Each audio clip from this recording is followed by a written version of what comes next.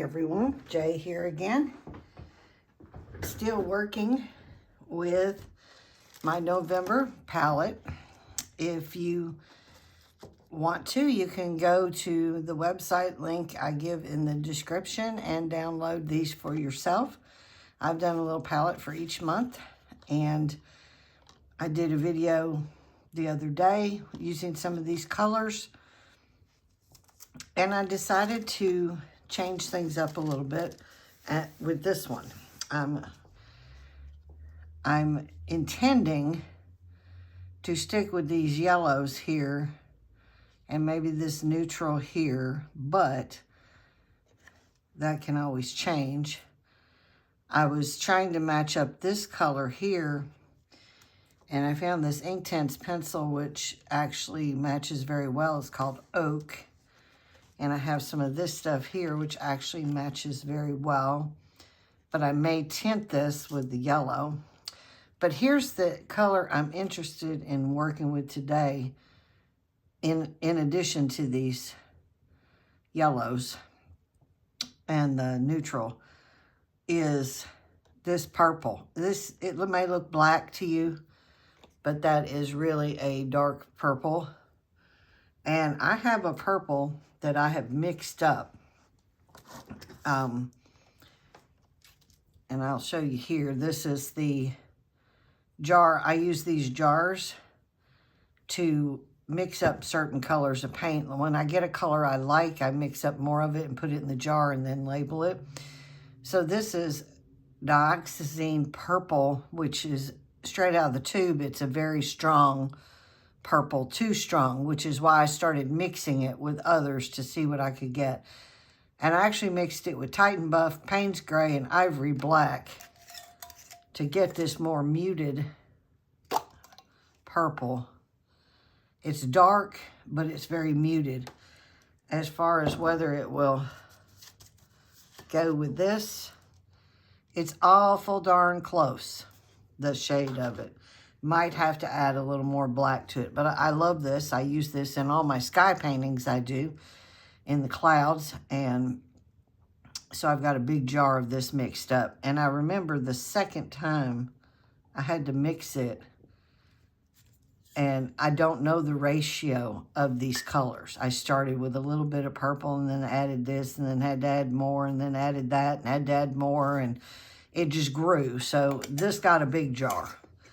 And when I go to mix it again, it never turns out exactly the same because I didn't write the ratios down. So, lesson learned there. And I used Naples yellow. You can see it on this tissue paper here. And I may use some of this tissue paper in this particular Art Bits collage. But I wanted to go a little bit lighter on the yellow, and this is Naples yellow with a lot of white mixed in. So it's a much brighter yellow that goes more with this brighter yellow right here. And I thought I would try integrating a lot more of that because I want this set that I do today to be a little bit brighter, with the dark purple as mostly an accent. And I also found this yellow oxide, which, if you open it up and look at it, the color is pretty similar to this one right here. Pretty similar. I don't want to go too dark though. That's why I thought maybe I would tint some of this with this, so then I could integrate this textured ribbon into the designs. This is from Hobby Lobby. I have no idea what it's called because there's no label or anything, but I love this natural woven branchy looking pattern, and I love the feel of this. It's super thick, so I'll have to attach this with some matte medium and then let it dry before I cut everything apart. But I've got a whole bunch of this stuff. I absolutely love it. So I bought a whole bunch of rolls. So I've got those. And then I've got some vintage ephemera. And this purple in this stamp is very close to that. Very, very close. And I happened to find 3 of them. 3 of those stamps in my stash. And I found these 2, which are a little bit lighter, but they're interesting. And I may tear this up and put these in little bits just here and there, just to integrate some of this purple. I also found, I'm going to set these, I'm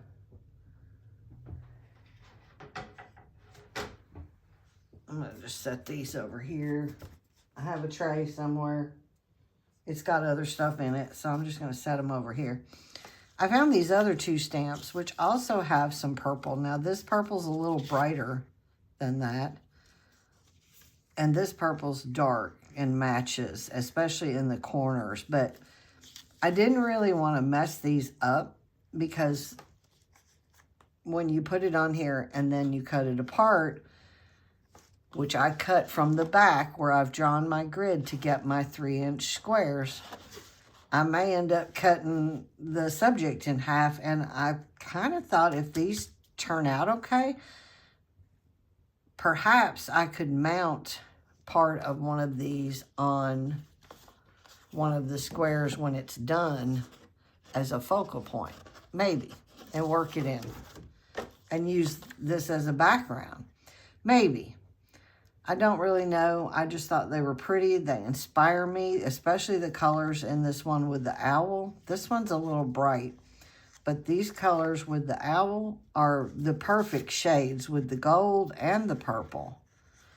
And, of course, the purple's real strong and heavy there, and I don't want it to be that heavy. So, we'll see. We'll see what comes of that. But I'm not going to integrate those into the collage, but I may integrate those into one of the finished pieces. And then I found these papers. I found this poem here, and I thought perhaps cut apart the little segments of the poem, and the paper itself is a good color. I found this. It's a label, and it's got some of that yellow oxide color. And then I found this, you know, I like to use maps. I said that in my last video. I found this one, which has the lovely yellow. Plus, it's got a little bit of orange in there. And I thought I might tear some pieces of this on the yellow part only for this particular one. So those are my vintage things. And I really need to work on tearing those up, but I wanted to try something first.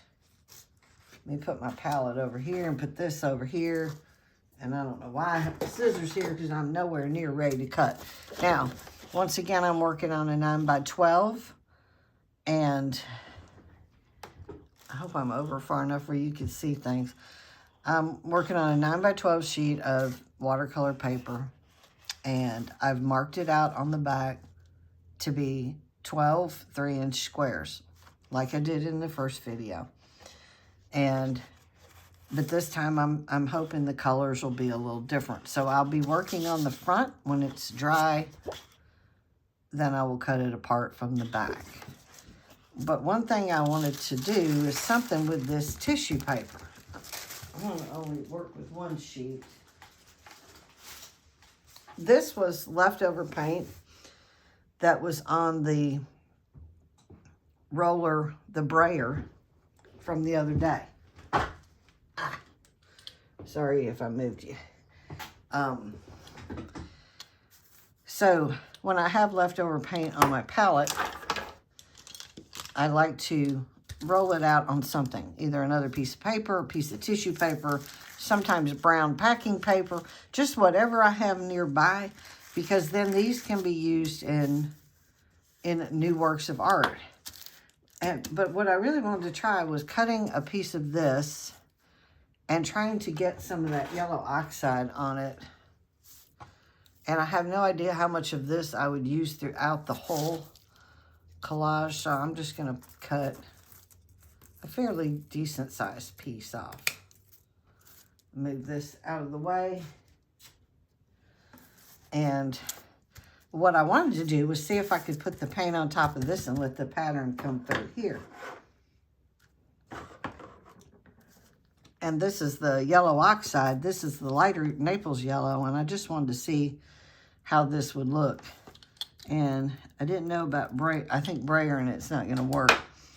I could sponge it on, which would give some interesting texture.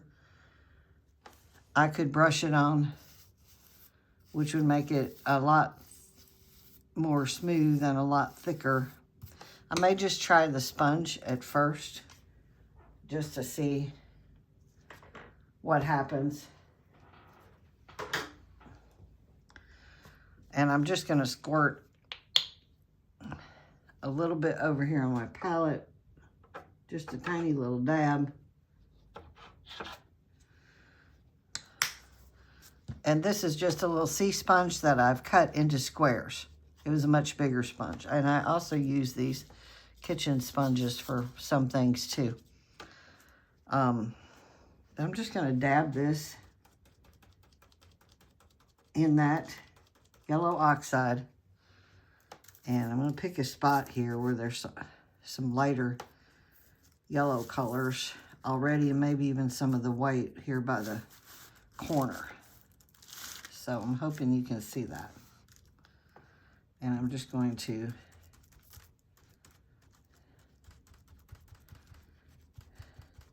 sponge it on there.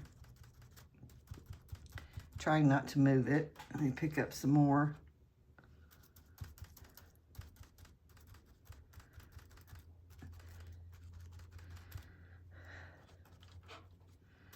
And some more. Of course, I am moving it.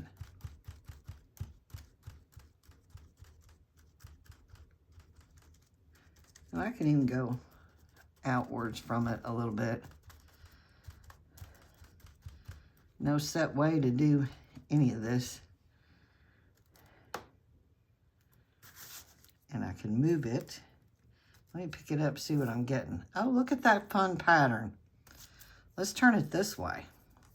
Because I've got this edge here I didn't really get. I might need a little more paint on there. This kind of looks like a mustard yellow. It's pretty dark.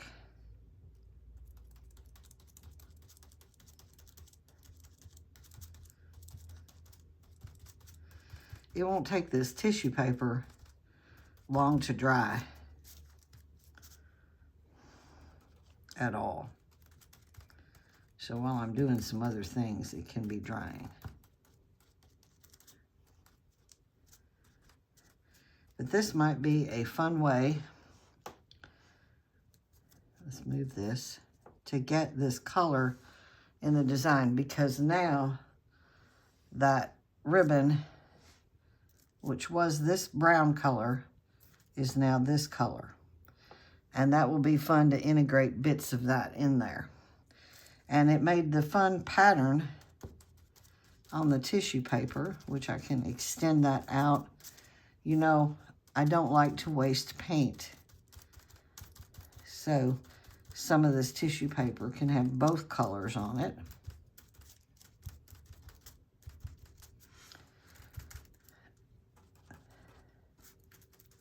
Maybe even up this way. Move this to the side.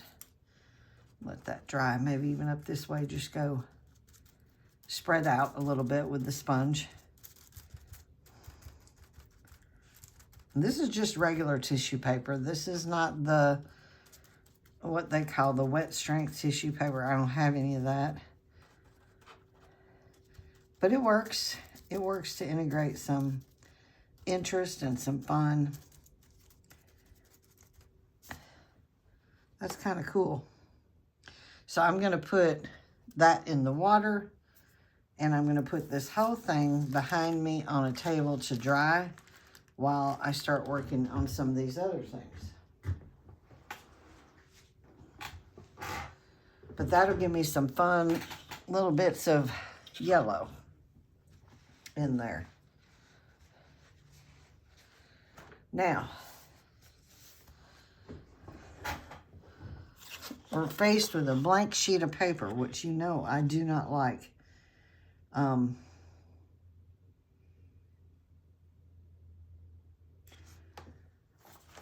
I could go ahead and tear these up.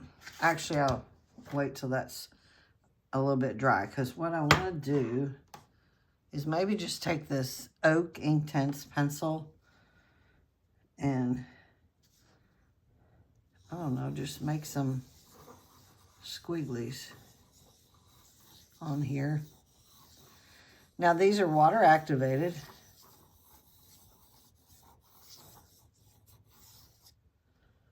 And they'll sharpen with a regular sharpener. So let me take one of these brushes here, maybe. I don't know if I want it to spread out that much. Let me take this brush. This isn't so big. And just go over it and get some of that color flowing. Most of this is going to be covered up. But if something peeps through, then it'll be interesting.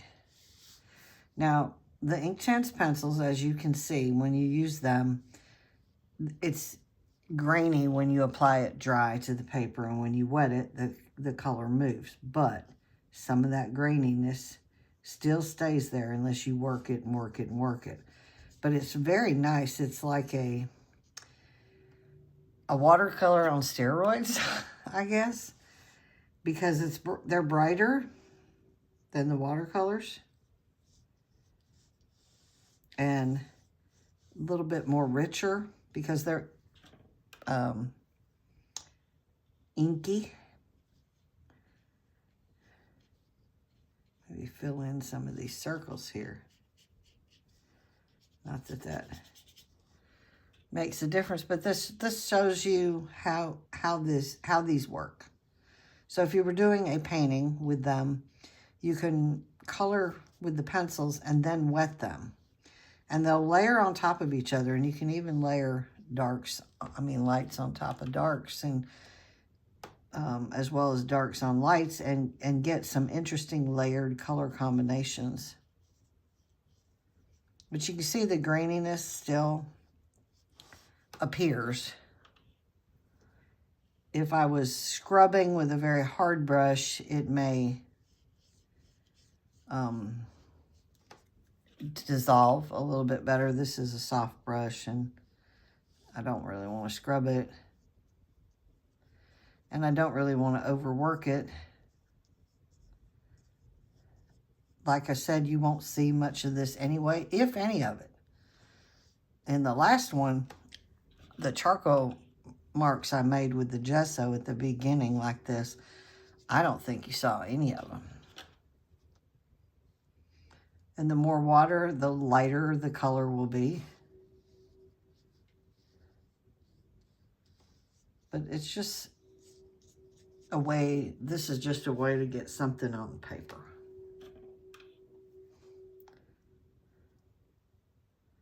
Just to get started. I don't like the blank sheet. The blank sheet is kind of overwhelming, I guess. If you hadn't tried these Inktense pencils and blocks, though, I know some people don't like them, but I find them very interesting. I really like their portableness. They're dry, when they're dry, super easy to take around with you, and then just all you need is some water and some brushes. And you can also, another thing you can do is take the brush, just like you can with the blocks, and you can put it on the pencil tip and make some dots and things like that that are darker. And another thing you can do is actually paint with the wet pencil. So if you get a little water on the tip, and then you wanted to put it down, it's already activated when it goes down. And see how much darker it is? And then as the water wears off, you get back to the graininess. But if you really wanted to darken them, that is, or work with them darker, that's one way to do it. Still got some graininess, but we're also on watercolor, textured watercolor paper, which I think makes a difference. I've learned this year that paper surfaces make a huge difference in things. And you can also pick it up. Say you scribble it on a piece of paper, add some water, you can pick it up and put it somewhere else. This is probably too wet. You know, if you wanted to, well, let's see. Let me just show you. Let's just scribble a little circle right here.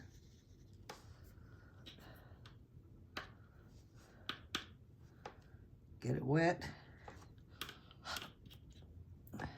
Stir it around like so, and then you can move it somewhere else.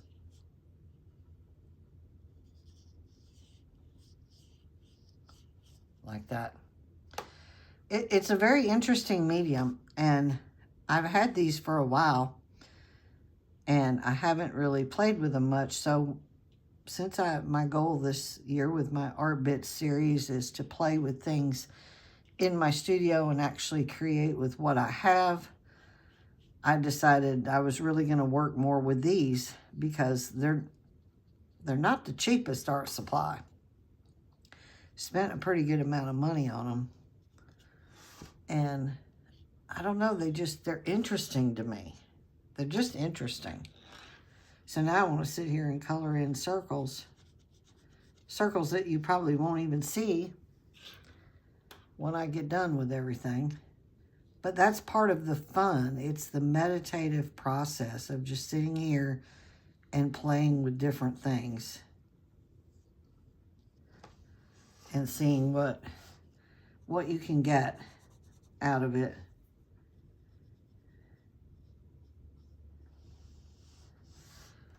That's coming out kind of fun. So if you haven't played with ink tints, then and you happen to get your hands on some, if you don't have any, if you have some, play with them. If you haven't, and if you don't have some, maybe get a small pack of them. Look how dark that little wash is. Oh, I like that. And you can even do, let's see if this will work. Put a little water there. Touch the pencil to it. Look at there. You can see the interesting patterns coming out. And then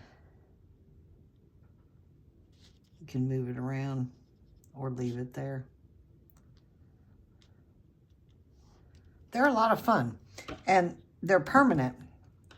Once they get dry, they're permanent. So let's put it this way. If you have Inktense pencil that is not dry, that's dry. This is kind of wet, but now that the water is getting off of it, it's getting drier. Okay, that's dry right there. This is dry, and as long as your medium, your piece stays dry, you're good. But if you add something to that wet, it's going to activate it. So let's take, you don't have to, also you don't have to use water. You could use a matte medium. If you wanted to just seal it like it is and go over it, it will activate it a little bit. But if you take a little bit of gesso, just white gesso, get on the brush, it's going to change the color of it when it activates. It's going to be much lighter, see? It's activating it, but it's changing the color. Now it's like a brownish gray because of the white. If you use clear matte medium to do this, see, that's almost a taupe. If you use clear matte medium to do it, it would stay darker. It wouldn't change the color. So you can do that and basically turn it into a paint. See, that's a paint now. I don't have any clear matte medium here. Or do I? I have matte gel. Matte medium is somewhere else in the room right now. So, but if you add a little gesso to it, either the matte medium, the liquid gesso, the clear gesso, that's what I'm trying to say, clear gesso. If you add a little bit of that to it, it will stay the color it's supposed to stay. It'll look lighter at first because I believe the clear is the clear gesso clear? I don't know where my bottle is. Well, I guess the cat has walked off with my clear gesso. I had a big thing of it like this, but all I can find is the matte medium, and I know I haven't used it that much. So I'm just going to take a little bit of this matte medium. Now it looks white, milky white when it goes on, but it's not as white as regular white gesso is. See, it stays darker.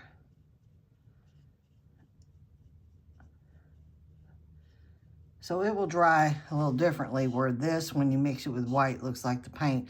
And if I had the clear gesso, it would look more like this. Maybe even a little better. I don't know where my bottle went to. Somebody stole it. I'll find it. I'll think of it in the middle of the night. I'll jump up out of bed and I'll be like, that's where I put it. But I've already looked all the places where it should be, and it's not there. Now I'm just sitting here making a mess, moving things around. But see, this, being I've mixed it with the matte medium, that is now also sealed, or it will be when it dries. It's sealed. Just like when you mix it with water, it's sealed. The color will not move, will not change. Or watercolor, if you try watercolor and you add water in the middle, I mean, if you do this early on, before this totally dries, you can dab out a spot. And you get a little bit of it there, but see, that's mostly dried, so it's not dabbing out a lot. So it doesn't really work like watercolor unless you do it early on. Like if you, I didn't plan on this being an intense lesson. Well, let's say you put some on there.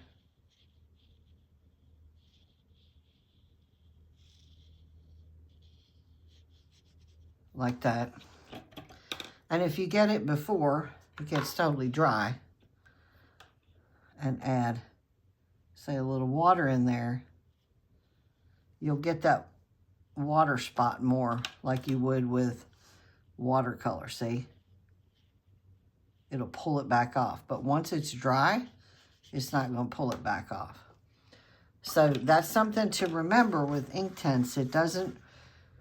It works like watercolor, but it doesn't really work like watercolor, if that makes any sense. And anyway, I've made a mess of this sheet now, but that's okay because I'm going to cover it up. See, now I pulled that that highlighted spot up that was wet right there. You can do that when it's still wet, but over here where it's dry, you can't really get much of that. So there's your little Inktense lesson for today. All right, it's time to do something else with this. First, I want to collage some things. So while this is drying a little bit, let me rip apart some of these papers here.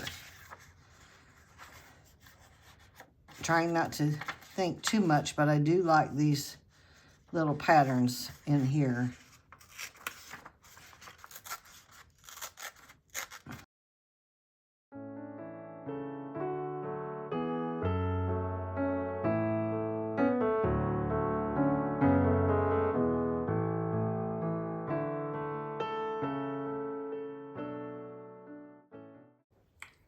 Then I have the stamps. Now, I'm not going to use the owl, but I do kind of like to look at him. I got a little spot off to my left here. I'm just going to set him up against my brush cup and glance at him every so often. Now, these, I have 3 of the really dark purple ones and 2 of the lighter ones. So now, let's put all this aside. And I will use matte gel to start applying these to this page. I'm missing something. We can't do this yet because I'm missing this paper and this piece right here, because I do want some of that in there. And this is mostly dry. I'm just going to tear off a strip down here where it is kind of dry.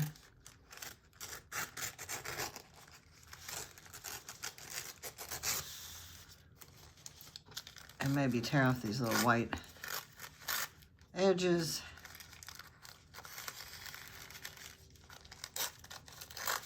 Oops. I wanted to keep some of that. Ended up, it's not totally dry, so it's kind of sticking to me. Those little pieces there don't appeal to me. This piece, though,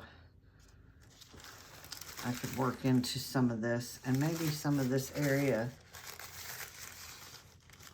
over here where it's just the plain, the Naples yellow plain.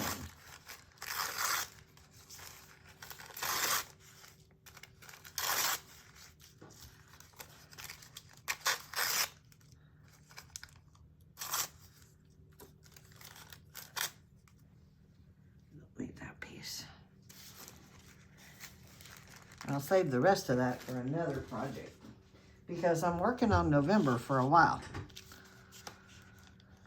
This is mostly dry. I'm going to go ahead and tear some pieces of it. So I'm surrounding myself with my little piles now. This is fun to me, sitting here and tearing the paper, and I try not to tear everything the same shape or size. Just want to have some to integrate in there.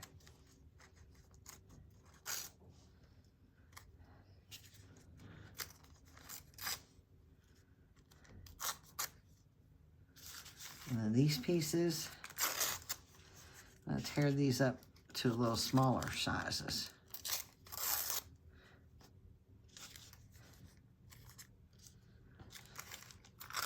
Trying to get those white edges off. This one is mostly white. I don't like that hard edge.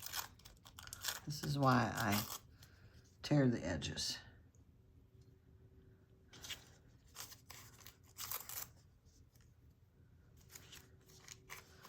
I tear the white off.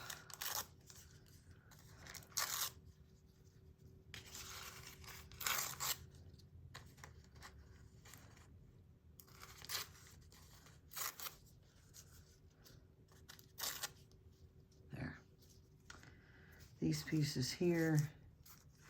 I don't like to throw anything away, but when it's got that real white edge, I'm not going to use it, and it's too small and delicate for me to fool with painting it. So I got all these little piles of stuff now,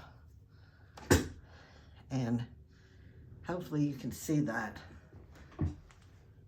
Yeah. So the next step will be to start applying this stuff. And this, obviously, I'm going to cut apart. I'll go ahead and do that as well, because I only want like little bits of it in this design. And I have a lot of ground to cover. Even though it's only a 9 by 12 sheet, I have a lot of ground to cover.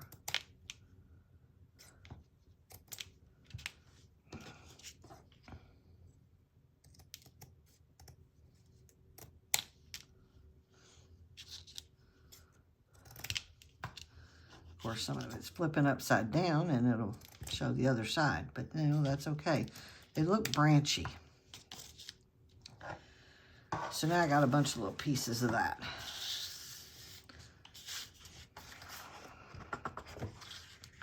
All right. So I'm ready to start adding this stuff to the page. And after it's all added, then it will have to dry before I then add some of these paint colors. And I'm going to decide on the stamps. I'm going to put those right there, because if I put one stamp at a time, something's not going to have a stamp on it. So I'm probably going to tear them up. But I'm going to decide that after I get the other stuff already on here, and then decide. The stamp will be the last thing to go on. Okay. Next step, matte gel medium. Just the regular one, not the super heavy. Let's do some collage stuff. Get a wet brush going. Open up my matte gel, not the super heavy one. I need a bigger desk, I think. Well, I've got plenty of room. The problem is with the video, you can only see right here, and I need to make sure of that. I'm in the right spot, yep. You can only see a certain portion. I have about this much space on this other side to my left, and I have a little more space to the right that you can't see. The problem is you can't see it. And if I zoom out too far, you're seeing everything else in this messy room. And I don't want to do that. So I'm going to set the matte gel off to the left here, and I'm going to start putting stuff down. I like to start with the maps. I don't know why. I guess because they're super colorful. I probably do not need to talk through this whole collage process.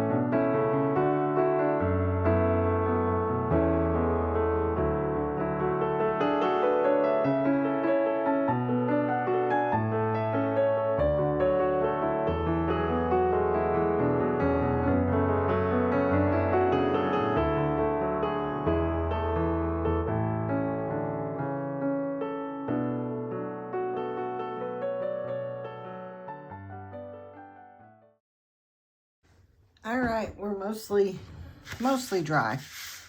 I did use a little heat gun on this. Some of the thicker areas are not quite dry, but close enough. I am going to pull out some paint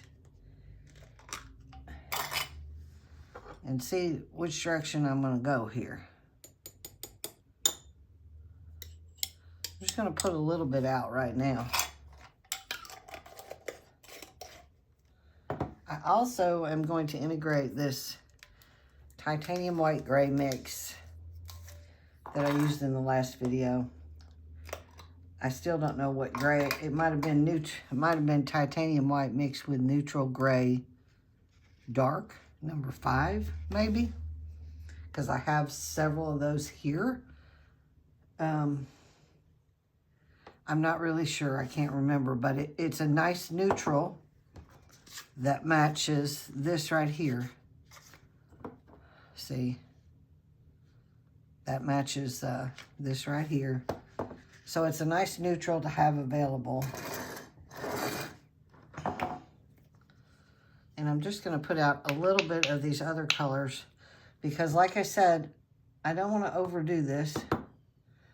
I want the majority of this to be quite a bit lighter than the last one I did.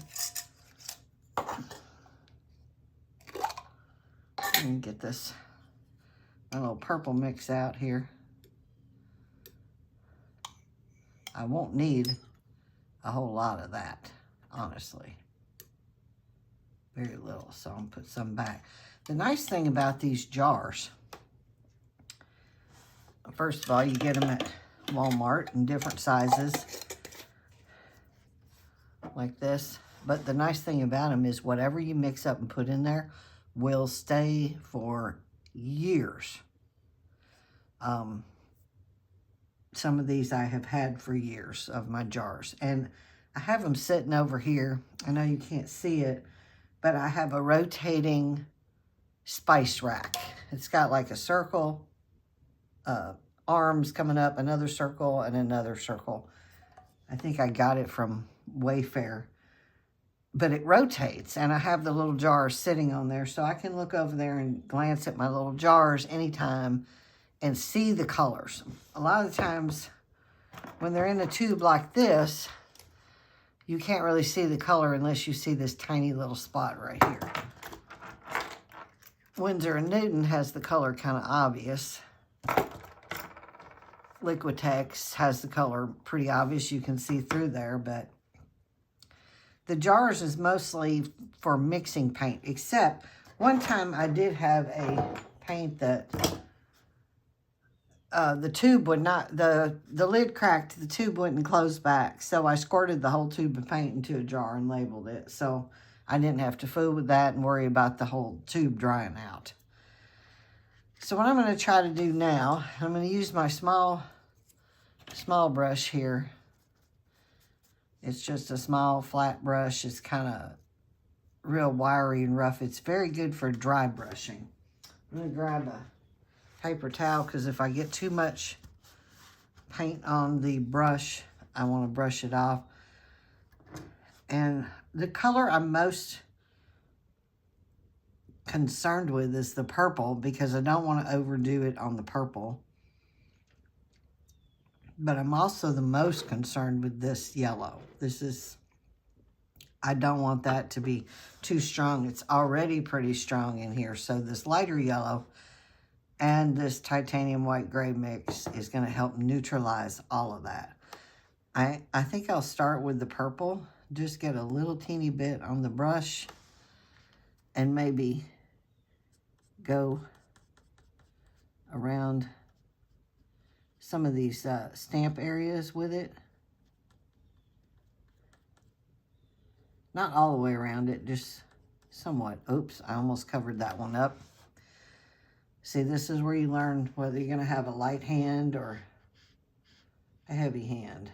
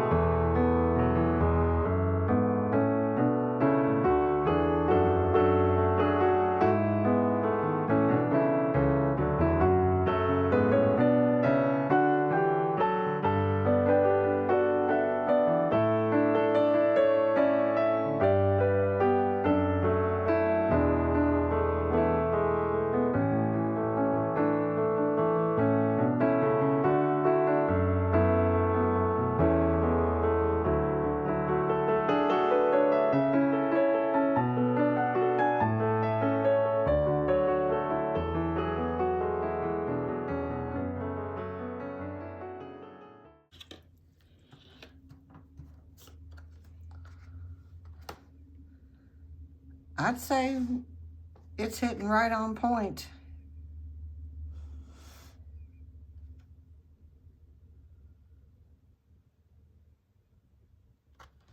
Might need a little of that Inktense pencil. And I'm also thinking, what about some little splatters of the purple paint? Where's that small brush here? And get a real watered down little bit of that purple. Try to really water it down, and let's see if I can get any splatters. Oh yeah.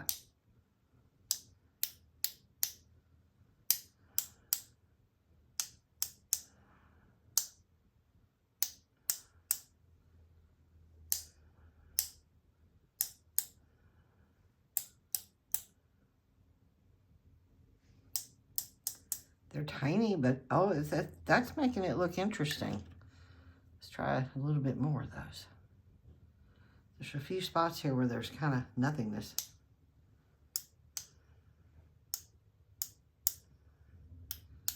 Just a little tap on a big brush handle with the little brush.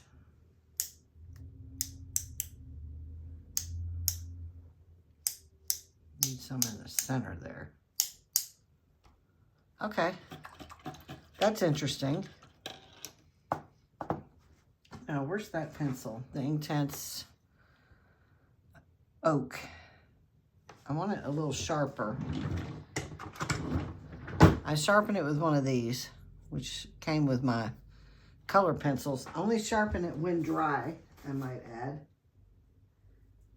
And don't over sharpen too much, just to get to be a little point. See? And I'm just going to test this. I'm going to dip it in the water. And I'm going to test it without trying to put my fingers on here too much. And maybe go around some of these edges. It's not really, I don't think I have it wet enough.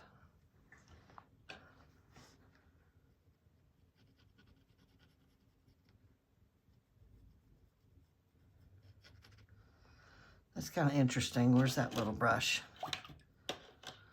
I'm going to try to wash some of that out. Activate it.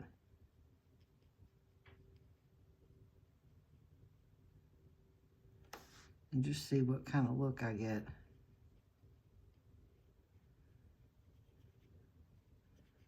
Actually brush some of it around. I've brushed too much of it off now. Probably because it's blending with the paint, which isn't totally dry. That may or may not be a good choice right now. I think I'm gonna sort of tap that back off. I do like the purple splatters though. I could go on here with this dry. The problem is if I do a whole lot with it, it's going to blend with the paint because the paint's still wet. I mean, I could do a few little just marks on top. That might be interesting. Just get it wet off the tip a little bit. And just do some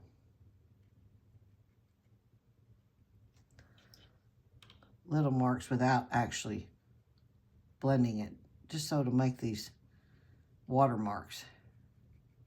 Just kind of very gently tapping some of those around as if something spilled on there, like coffee or something, which you can also use, by the way.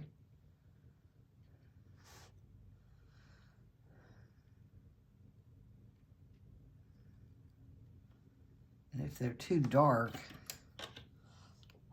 just touch a little water on there, kind of move it around, but let it sit on top and don't blend it because that paint's wet. Gives it kind of a little aged look, like something is spilled on there. This is just little tiny details.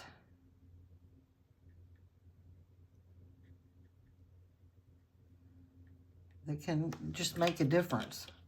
So I'm getting it on there from the pencil and then adding more water to it to help it spread out a little bit, just tapping it away from where I originally put it.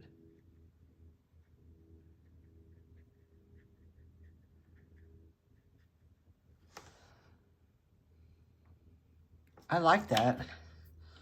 So this color is oak.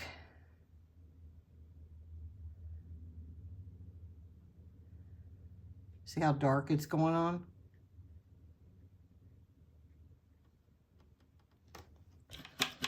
And I don't want it to stay that dark, so you get water on the brush and just add it and tap and move it around. And if it's still too dark, put more water on the brush.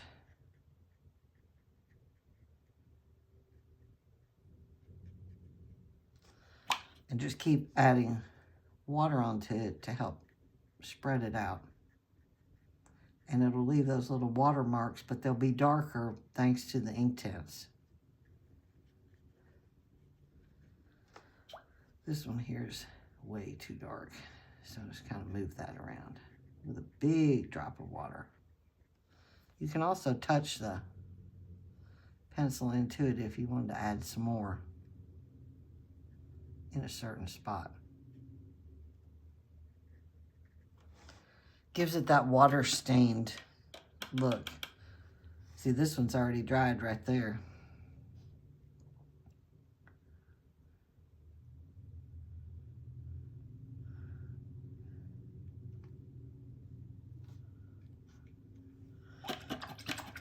Just a lot of water on that brush. Move it around. Pick up and just tap it in different spots.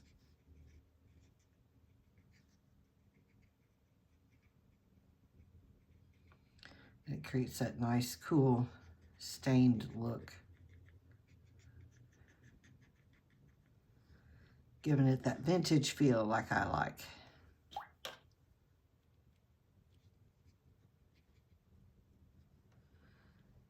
See, these are already drying up here where I put it.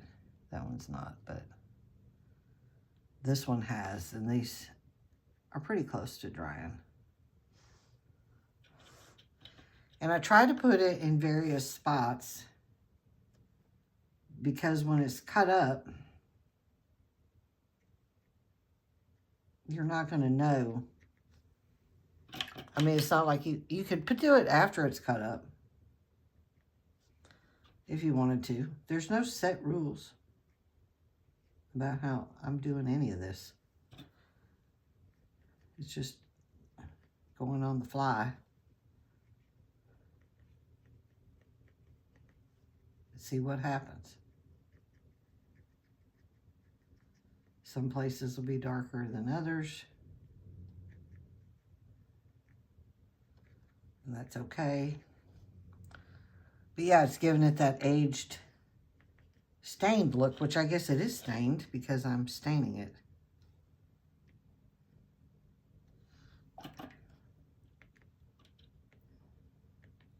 Tapping the pencil on there a little bit too.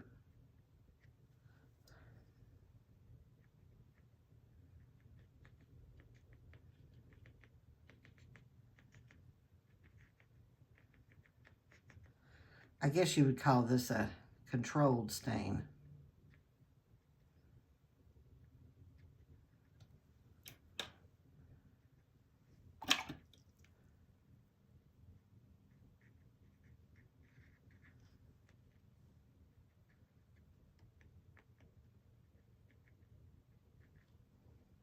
Yeah, I like that. You can even flick it off the pencil if it'll go.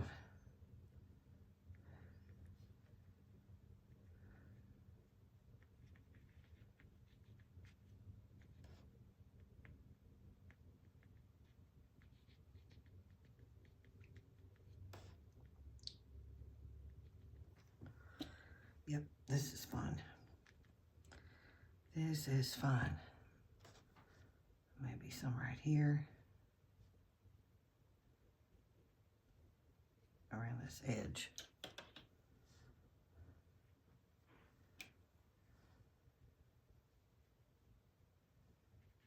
I really like this Inktense stuff.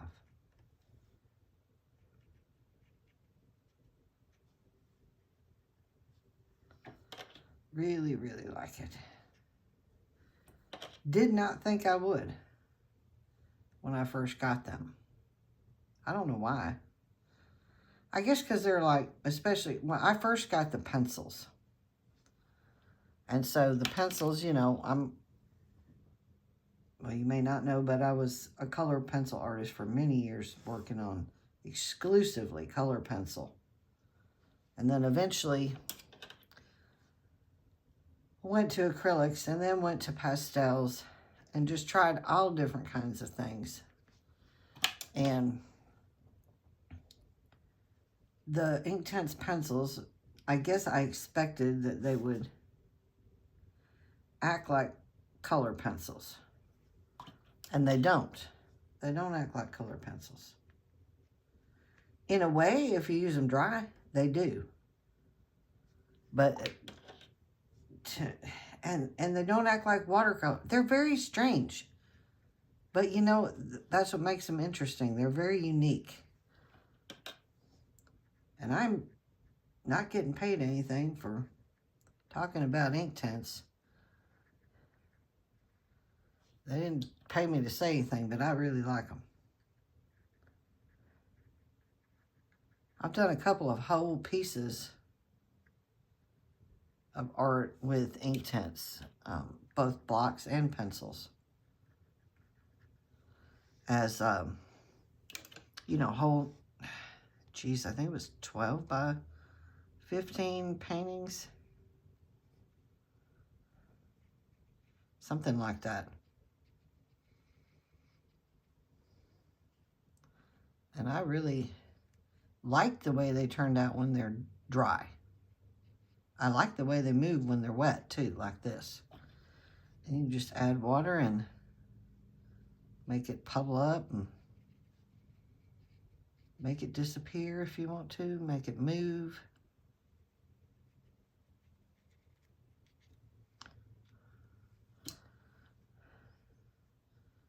I'm still trying to get it in every spot. If I touch something to one side of the paper, I have to touch it to the other side of the paper. And being that this is watercolor paper, it can handle a whole lot of water.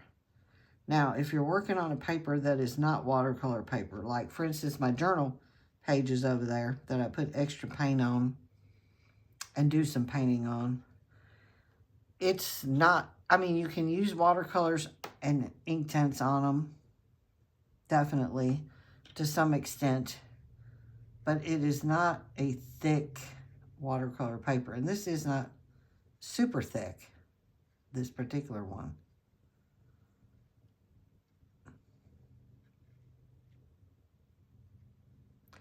But it's thick enough for something like this.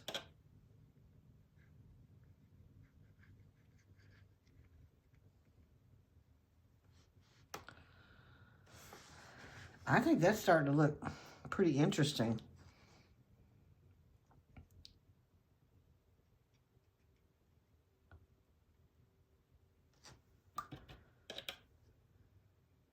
I really like the antique stained vibe.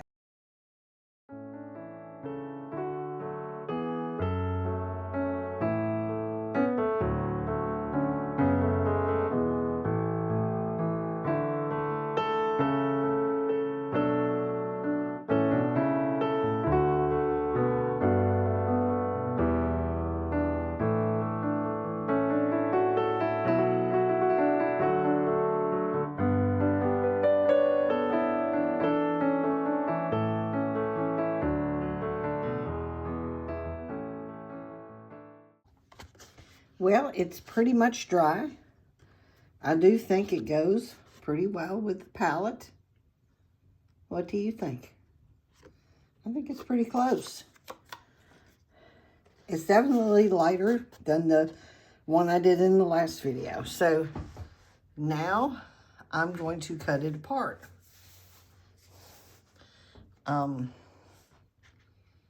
then we'll decide about these pieces, if I want to use these or not.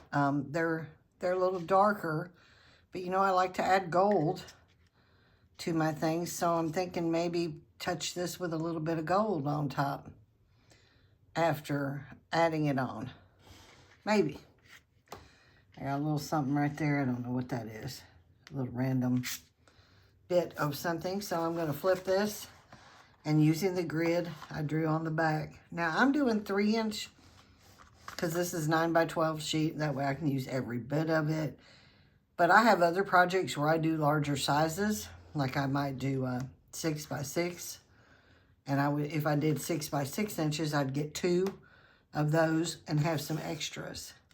If I did 5x7, I'd get a couple of those and have some extras for other pieces, for other projects. But just right now, I'm into doing the little 3x3s.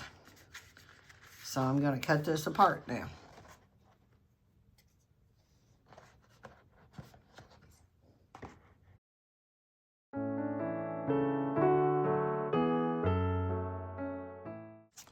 Okay, are we ready to take a look? Let's flip them. Oh my. I already love them.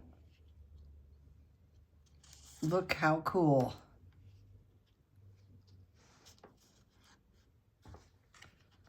Look at that.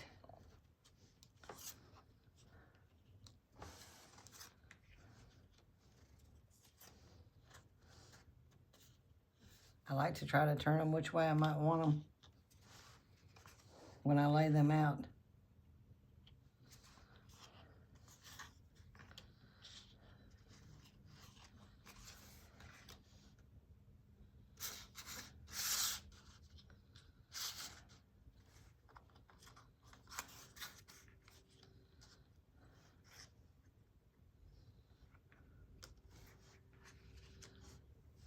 Okay, it looks like there's only one of them, nope, 2, that didn't really get any purple stamp on them.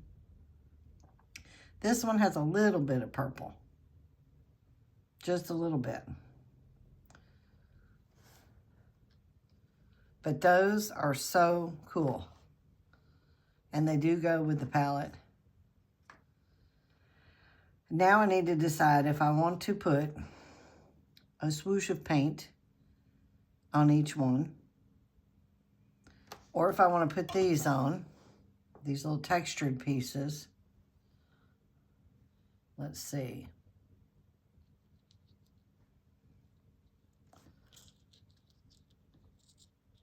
I would glue one of these. That one's too big. I would glue one of these on each one.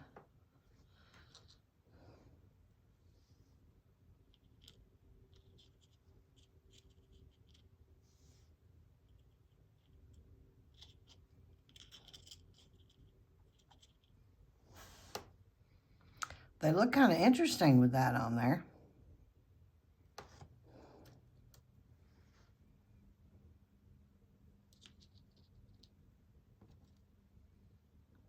This one is too big. I'd have to cut that one down.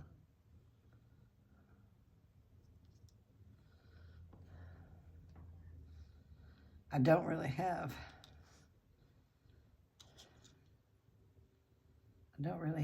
enough of this stuff mixed up. 1, 2, 3, 4. Can I get 4 out of this? Probably.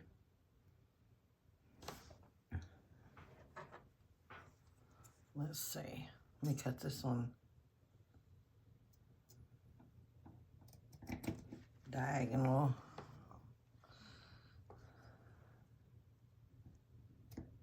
That one too. Okay, let's see.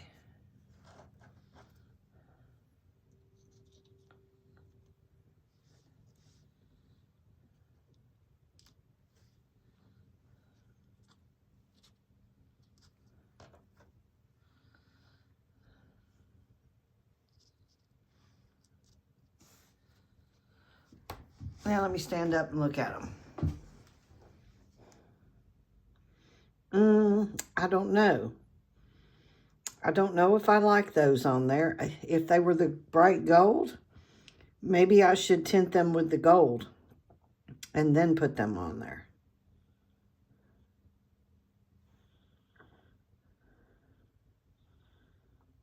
Let me just try one here and just see, let's just see what it's going to look like. Now, you know my gold that I like is this one. I'm just going to get a little bit of it off the lid. My problem is I'm afraid I'm going to drop it. Put a little bit on my finger. Kind of dab it on the palette.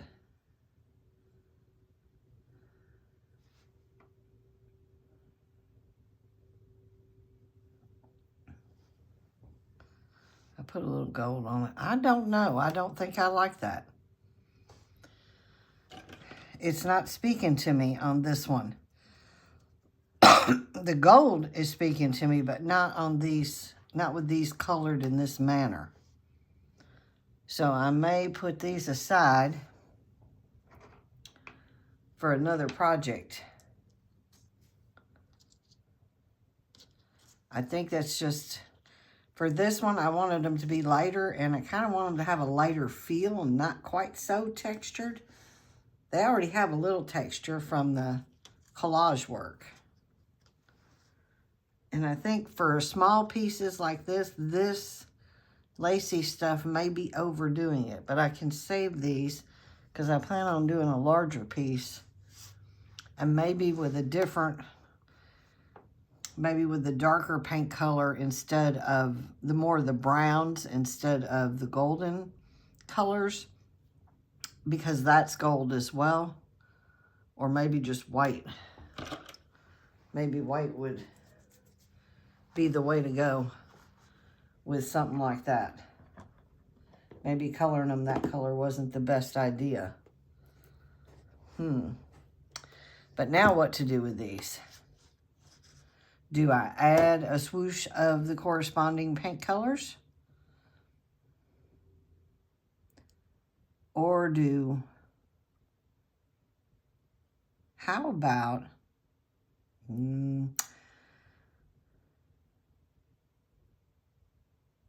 I kind of want to just go straight to the gold. Now, I think the gold will look good with them. But the question is, how do I want to put it on? Do I want to put it on? I think the gold will definitely. Do I want to put it on with a palette knife? Do I want to put it on with a sponge? Do I want to put it on with some bubble wrap dots? That might be fun. I have some other holes I punched out of a piece of plastic here.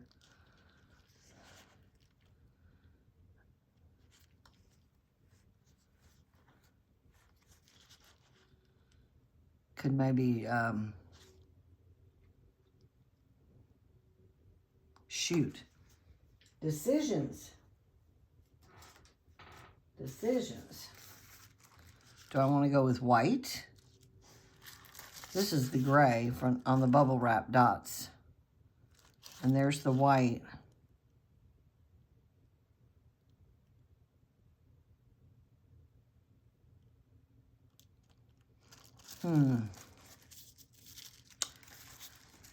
Maybe.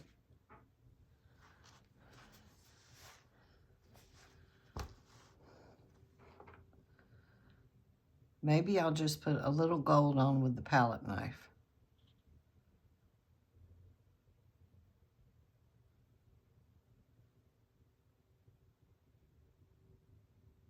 And then see where I want to go from there.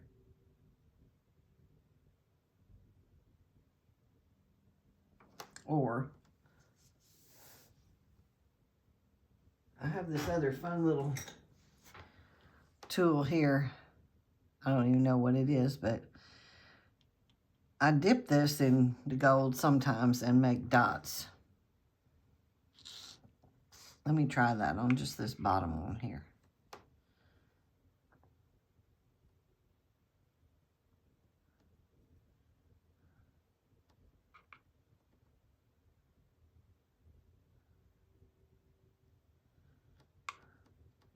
The problem is it's not very random. When I do that, it's more controlled. Sure makes some pretty little dots though.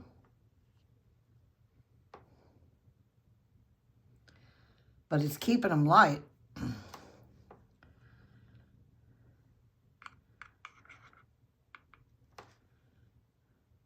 And I can get more on there and get it a little thicker.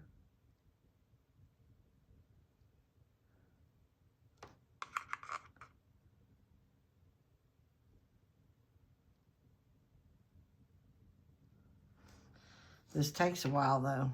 I'm sure you don't want to watch all that.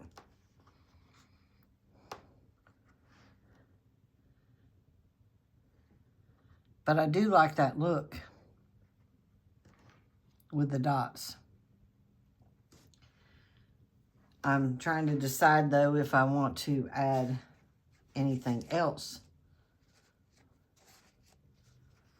Like maybe a little bit of a little bit of white with the bubble wrap dots.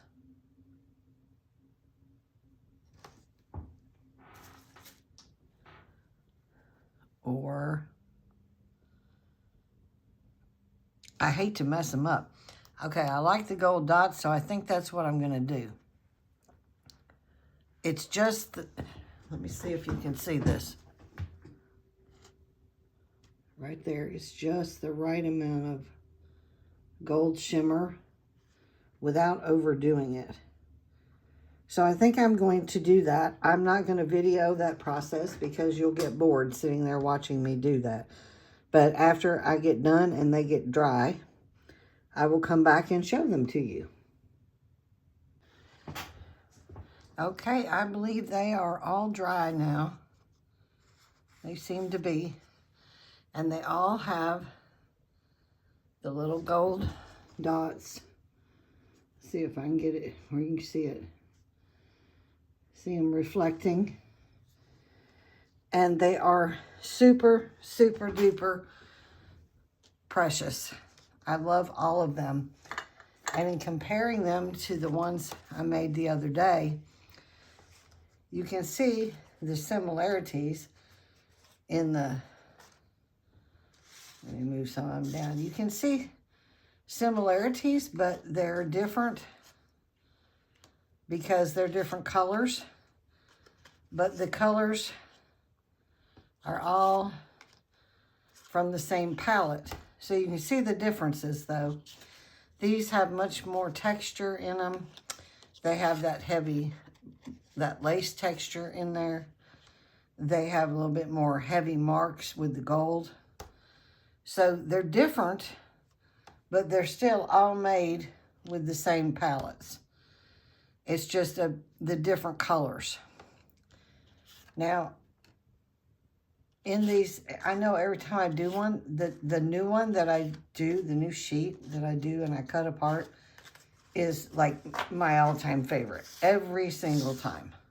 That one ends up being my favorite. But I can say about these, I like the fact that I chose to go lighter on these. These are darker and heavier, more moody. Although there's a couple of lighter ones, like with the bird. That's a little bit lighter.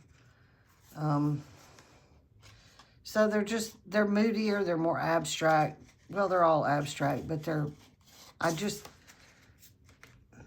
they have a different feel. These are lighter, the little specks made with the purple add that just little delicate touch to them. They don't have the lace on them, and I did not use these pieces that I was going to use, which would have made them heavier and a little bit chunkier. interesting either way you go. And that's the fun of this. What I tend to do is just let it meet up with my mood of the day. And this just met what I had in mind and my mood of the day. I may mount these in the same way. I showed you the other ones I've mounted in the other 2 videos prior to this. I may mount them. I may do nothing. I may keep them in a little stack. I need to find myself a nice little box to hold them all in. But there's a lot of good ideas that I have that you can do with these things. Obviously, you can mount them and frame them. You can put them on greeting cards. You can, if you want more of an antique feel, you can darken the edges with your stamp pad. I have little things like this, like a little butterfly I cut out. This one's purple, so I cut it out, and I wanted to see how it would go, and you could put something like that on them. I have in a drawer over there, I have a whole set of flat wooden letters with the dark edges. They're just light wood with the dark edges. I got them at Michael's or something, and I held one of those on here. They would fit.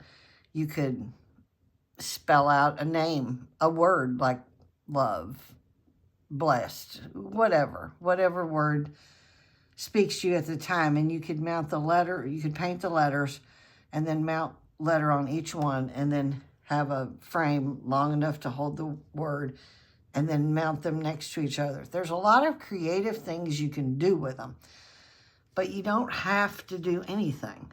You don't have to do anything with them right away. But for me, the best part of this and the easiest part is doing this part.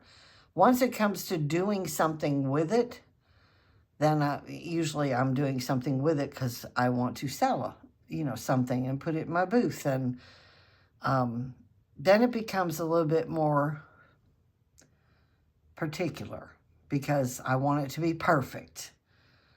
This, I don't have to worry about it being perfect, but in my opinion, these are perfect today, for me today. These were perfect for me the other day. I just love the way they turned out too. And I like working with a little palette like this. It keeps me narrowed down on colors. Now, I haven't tried this bright pink yet with any of this combinations here. That would be stepping up into a little bit more wildness.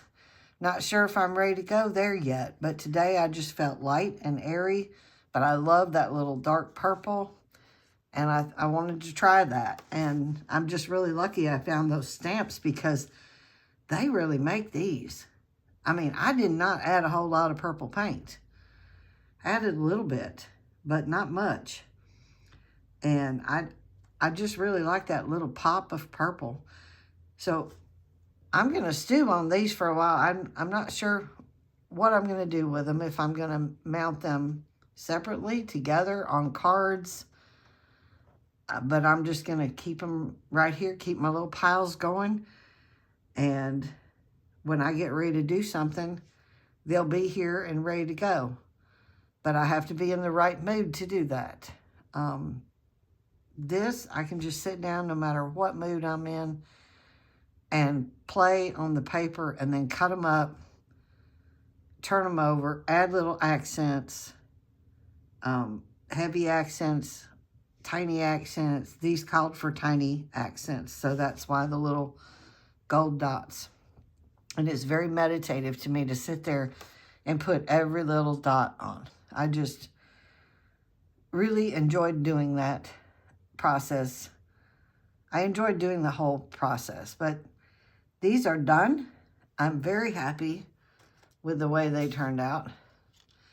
And so I don't know what I'll do for the next one. I'm trying to alter which colors I use. This color right here has got me a little bit stumped. If you print these out from my website and you actually look at it, it looks like a brown. And yesterday I thought it was a brown. But then this morning in some light, I thought, in different lighting, I thought that's almost an olive greenish brown, almost. That particular color. It's got a little green tint to it. And I thought, well, how would I mix that? So I may end up coming up with a new paint mix. But it does look like this oak from this Inktense pencil. It's very, very close to that color-wise. And, I mean, I could continue on with these and do more marks and whatever.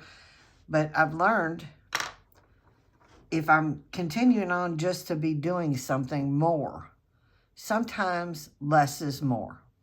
In this case, I think the less is more. It's like now that I've seen it, you know, when I'm going along and I'm like, oh, it's just not quite right yet, then I add a little more. Oh, it's not quite right yet, so I add a little more. Oh, it needs a little something, so I'll add a little more. But when you reach a point where you go, oh my gosh, I love this, just like this, don't feel like you need to add more. It's okay to stop early on in the process if everything looks appealing. And it only has to look appealing to you because, like I said, you don't have to do anything with these. But they're a lot of fun to make, and they're... I mean, I'm just going to be collecting these, I guess. And like I said, I need a little box where I can have 3x3 pieces, even though I'm going to do other sizes because I do have some projects with some wood. My neighbor so generously had an extra piece of wood. He's a contractor. And this wood is like 1.5 inches thick. And he cut it into 8x8 inch squares for me. And I think I've got about 6 or 7 pieces that he gave me. And it's real heavy. So I can paint it and I can mount a larger one on one of the textured art surfaces like I made in the previous video. And I can actually offer those for sale. I can offer these for sale too if I mount them and frame them up. But the bigger board one, I like those because they don't have to hang. They can set on a shelf, they can set on a table, and just be a nice piece of accent art. So I'm experimenting with these and working my way up. And what I originally thought I would do a larger one with this combination from the other day. But now that I've seen these, I'm thinking maybe a larger one with this combination would be attractive on those bigger boards. My problem is I don't have any more purple stamps. So I like the purple accent piece added to the collage in the beginning. I know I can add purple paint later to make some purple come in there. But I'd rather have it come in from something else, like a piece of ephemera, or, I mean, I guess I could paint some other papers that have that purple in it and put some of those in. But I like it in the ephemera. I like the stamps. I really like what that has added to these. But I may do this same combination in a larger size, and being an 8x8 board, I would want to do a 6x6 of one of these, which could require a bigger piece of paper. And for video purposes, 9x12 is the size I can work on that you can see. So that probably wouldn't be on video, but I'd be happy to show it if I get it done. Anyway, thank you for watching. I hope you've enjoyed this and this has inspired you and shown you how you can create totally different looking things from the same palette of colors, because these look totally different. Let's pull one out. They look totally different from the other day, but yet they're created with the same palette. And so experiment with these colors. And you got the whole month of November. Although I'll probably switch over about mid-November, and because if I want to make some of these to take to the booth, I want to put some November colors up there while it's November. But then I need to get some December things ready. So I may switch to start doing the December palette in mid-November. We'll see how it goes. Anyway, thanks for hanging around with me today, again in my studio. And I'm sorry if I've talked your ear off and talked too long, but I do hope you enjoyed seeing what came out of this, and maybe I gave you some new ideas. You guys have a great day.